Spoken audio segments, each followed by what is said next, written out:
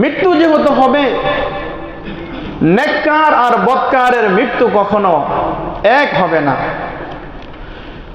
নেককার আর বদকার যারা হবে তাদের জীবন মরণের চিত্র অনেক অনেক ভিন্ন হবে, অনেক অনেক ব্যবধান হবে। একজন বদকারের মৃত্যু কিভাবে হবে? সাইয়েদনা ইব্রাহিম আলাইহিস সালাম বলতেছেন, আজরাইল, আপনি বদকারের রূহ কিভাবে কবজ করেন? কোন আকৃতি, কোন আকার আকৃতি নিয়ে আমাকে একটু দেখাবেন? ইব্রাহিম আলাইহিস সালাম বলেন, ভাই জিব্রাইল, আপনি আমাকে একটু ওই আকার আকৃতিটা, আপনার ওই রূপটা আমাকে দেখান।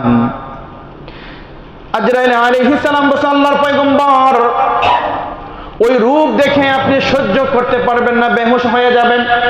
ইব্রাহিম আলাইহিস সালাম বলেন, না না, আপনি দেখান, আমি সহ্য করতে পারবো, আমি ভয় পাবো না, আমি ভীত সন্ত্রস্ত হব না।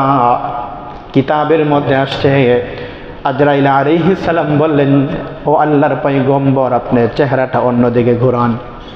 ইব্রাহিম আলাইহিস সালাম অন্যদিকে চেহারা ঘোরালেন।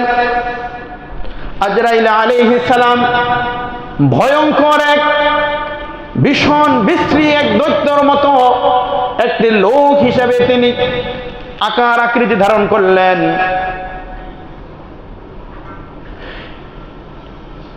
আজরাইল আলাইহিস সালামের নাক এবং মুখ দিয়ে আগুনের ফুলকি বের হচ্ছে, শরীর থেকে দুর্গন্ধ আসতেছে।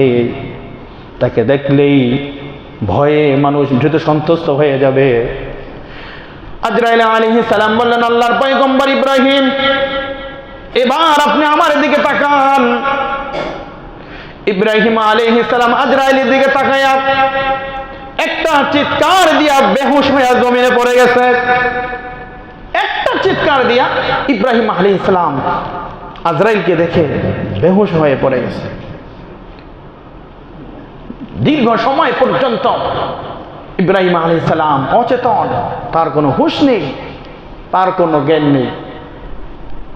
এরপর আজরাইল আলাইহিস সালাম হুঁশ ফেরার পরে বলল, আল্লাহর পয়গম্বর, আপনাকে বলেছিলাম বদকারের মৃত্যুর কিভাবে তাদের রূহ কবজ করি, বলে এই দৃশ্য আপনি সহ্য করতে পারবেন না।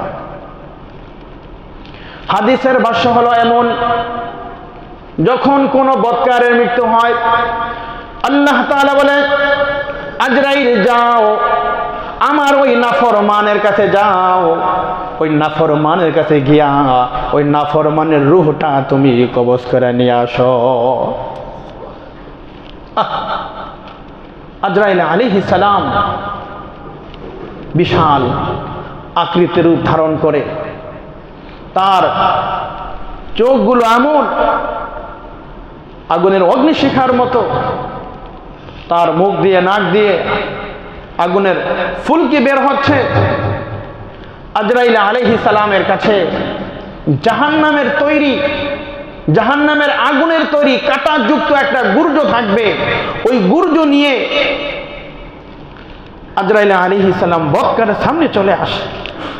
তার সাথে 500 ফেরেশতা থাকে, 500 ফেরেশতা তার সাথে, আর সকলের হাতে আগুনের তৈরি কাঁটাযুক্ত ওই লোহার গুর্জ থাকে। ওই লোহার গুর্জর মাধ্যমে সর্বপ্রথম ওই বদকারকে এসে তাকে পিটাতে শুরু করে, আঘাত শুরু করে। আর তখন ওই বদকার চিৎকার করে, চিৎকার করতে করতে একসময় এমন হয়ে যায়, বেহুশ হয়ে পড়ে যায়, তার আর দুনিয়ার কোনো হুঁশ থাকে না। কিতাবের মধ্যে লেখছে, আজরাইল আলাইহিস সালাম তার রূহটাকে তার কনিষ্ঠ আঙ্গুল থেকে টেনে পায়ের গোড়ালির সাথে আবদ্ধ করে দেয়, পায়ের গোড়ালির সাথে রূহটাকে বেঁধে দেয়। এরপরে আঘাত করতে থাকে।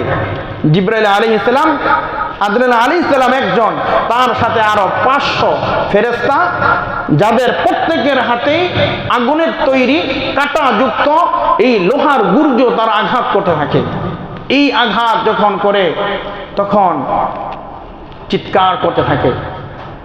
আল্লাহ তাআলা বলতেছেন যে আমি এমন এক ফেরেশতা নিযুক্ত করেছি, ইয়া আইয়ুহাল্লাযীনা আমানু কু আনফুসাকুম ওয়া আহলিকুম নারা ওয়াকুদুহান নাস ওয়াল হিজারা আলাইহা মালাইকাতুন গিলাদুন শিদাদুন লা ইয়াসুনাল্লাহা মা আমারহুম ওয়া ইয়াফআলুনা মা ইউমারুন। আল্লাহ তাআলা বলতেছেন, আমি এমন এক ফেরেশতা নিযুক্ত করেছি যেই ফেরেশতা তাদের মধ্যে কোনো মায়া দয়া বলতে কোনো কিছু নাই, তাদের ওই দিল নাই যে আঘাত করলে ওই দিল দ্বারা কষ্ট অনুভব করবে। দুনিয়ার মানুষ কোন চোরকে যদি ধরে একটা থাপ্পড় দিলে, 10 জন মানুষ 10টা থাপ্পড় দিলে ওই জুতা চোর তার অবস্থা কেমন হয়? আরেকজন দেখে মায়া লাগে, আর মারিস না, আর মারিস না, জীবন শেষ হয়ে যাবে। আল্লাহ বলতেছে যে 500 ফেরেশতা, আদমের ফেরেশতা পাঠাবো, এমন এক ফেরেশতা যাদের কোনো দিল নাই, হৃদয় নাই, তোমার প্রতি সহানুভূতি, সমর্মিতা, ভালোবাসা দেখাবে।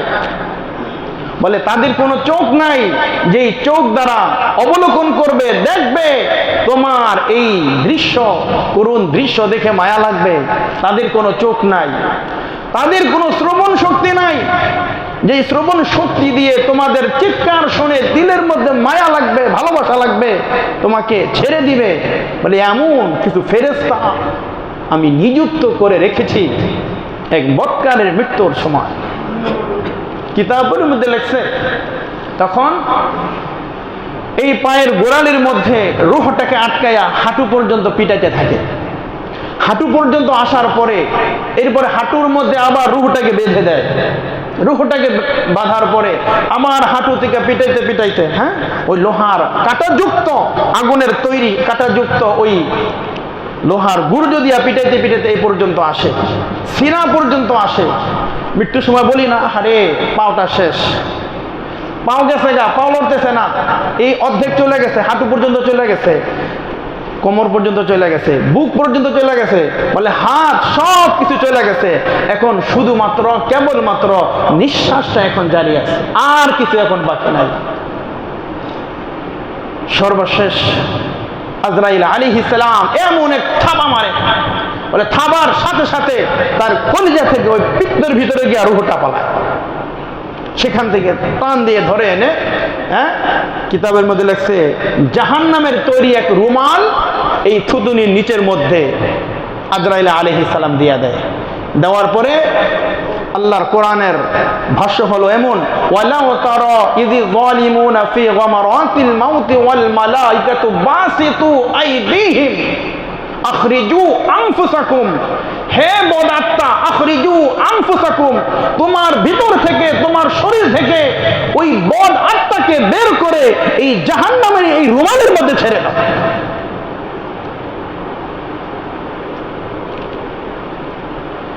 এই আজরাইলের এই করুণ দৃশ্য আর এগুলো দেখার পরে অনেক সময় অনেকে এমনি থাকে, অনেকে কান দিয়ে রক্ত বের হয়ে যায়, হ্যাঁ, এরপরে মুখ দিয়ে লোল বের হয়ে যায়।